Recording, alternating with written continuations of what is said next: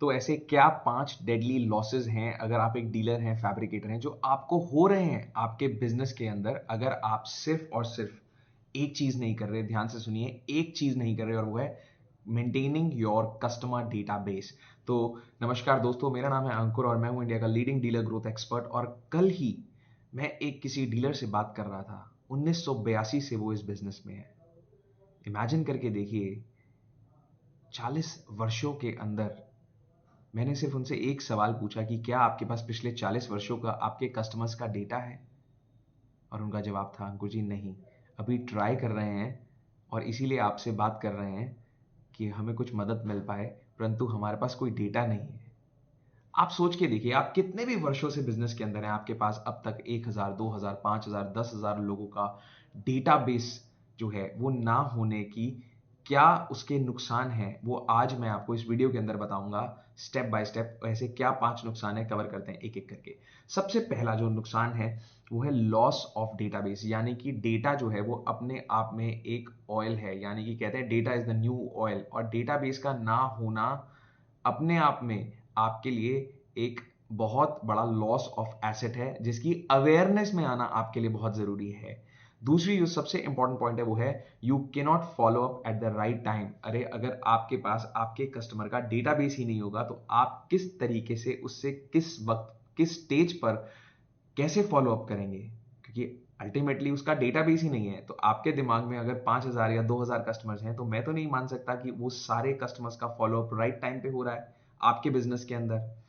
Third, आपके existing customers भी बहुत होंगे।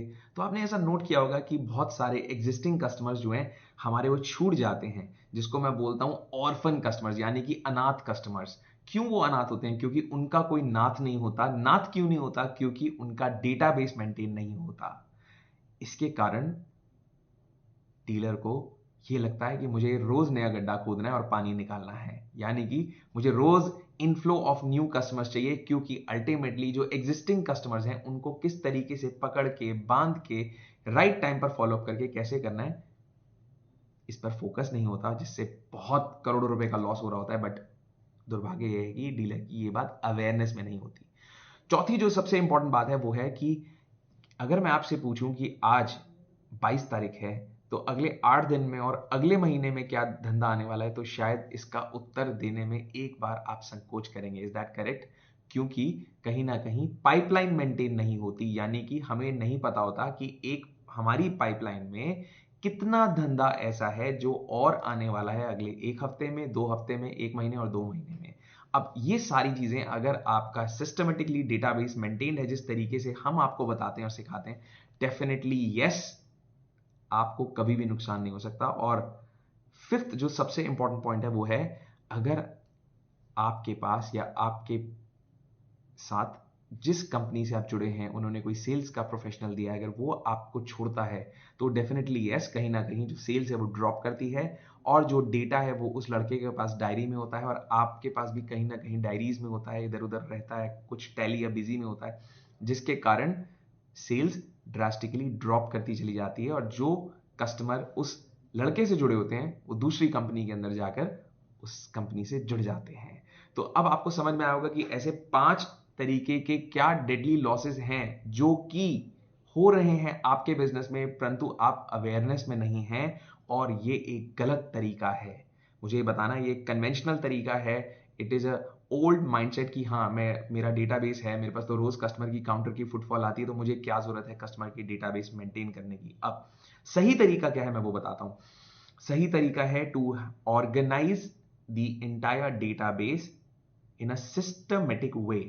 किस तरीके से न्यू इंक्वायरीज आएंगी, उससे किस तरीके से कैसे फॉलोअप होगा, उसकी प्रोजेक्ट की लाइफ साइकिल क्या है, वो कैसे किस स्टेज पर अभी पहुंची है, और जितने आपके एग्जिस्टिंग कस्टमर्स हैं उनको सही तरीके से कैटेगराइज किया जाएगा कि कौन से किस कैटेगरी का कस्टमर है, कितनी उसकी एक वॉल्यूम या वैल्यू वाइज आप उसको कैटेगराइज कर सकते हैं। और अगर इन सारी चीजों में आपको लगता है कि ये सब चीजें मुश्किल हैं, करना डिफिकल्ट है, इसको मैं किस तरीके से करूंगा, तो मैं आज आपको बताना चाहूंगा कि हमने देश भर में बहुत से डीलर्स की लाइफ में एक क्रांति हम लेकर आए हैं अपने डीलर ग्रोथ मॉडल के तहत, जिसमें हम ये कहते हैं कि आप 3 से 5 लाख रुपए महीने का प्रॉफिट कमा सकते हैं सिर्फ और सिर्फ WPC बेचकर, क्योंकि हम लोग WPC मैन्युफैक्चर करते हैं तो वो एक प्रोडक्ट है और उस प्रोडक्ट के तहत उसको एक व्हीकल की तरह यूज करके, उसको एक मीडियम की तरह यूज करके आप हमसे समझ सकते हैं, सीख सकते हैं कि क्या एक वो रेवोल्यूशनरी मॉडल है जिसके तहत हम आपको गारंटी करते हैं कि आप 3 से 5 लाख रुपए महीने का कमा सकते हैं। अगर आप कोई भी डीलर हैं, कोई भी इंटीरियर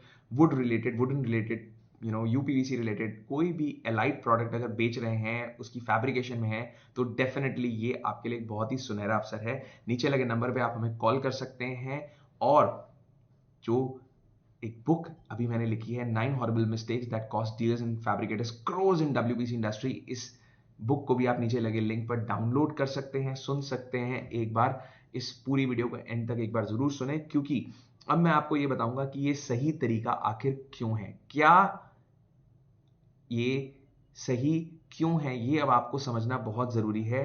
तो सबसे पहला पॉइंट ये है कि आपके पास पूरी एक पाइपलाइन मेंटेन रहती है। जब आपके पास एक पाइपलाइन मेंटेन रहती है तो आपके बैक ऑफ द माइंड एक सिक्योरिटी रहती है कि इस हफ्ते में और अगले महीने में मेरे पास इतने लाख की, इतने करोड़ रुपए की पाइपलाइन है और ये ऑर्डर्स कन्वर्ट आज नहीं तो कल तो हो ही जाएंगे।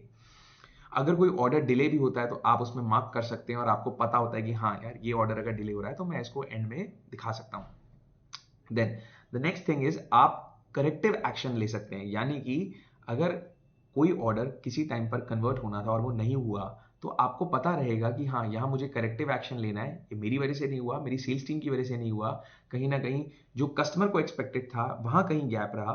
तो उससे आप बहुत ज्यादा अपने बिजनेस और अपने मुनाफों में इजाफा देख पाएंगे अगर इस एक करेक्टिव एक्शन की मेथोडोलॉजी को आप इंप्लीमेंट कर पाए। थर्ड जो सबसे इंपॉर्टेंट चीज है वो है कि आपकी जो डिपेंडेंसीज हैं वो कम होती चली जाएंगी। मुझे एक बात बताइए, आपके कस्टमर के फुटफॉल जो आपके काउंटर पे आता है, अगर उस पर आपकी डिपेंडेंसी कम हो जाए और कंपनी के जो सेल्स के लड़के हैं उस पर डिपेंडेंसी कम हो जाए तो कैसा रहेगा।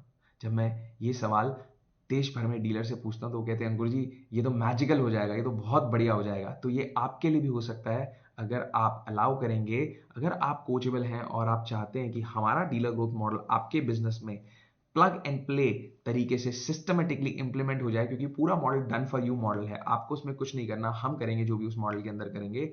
और सबसे जो लास्ट इंपॉर्टेंट चीज है कि आपको जब एक बार ऑर्गेनाइज्ड तरीके से काम करने का टेस्ट आ जाएगा, फ्लेवर आ जाएगा, तो मैंने ऐसा देश भर में देखा, ऐसे बहुत से डीलर्स हैं।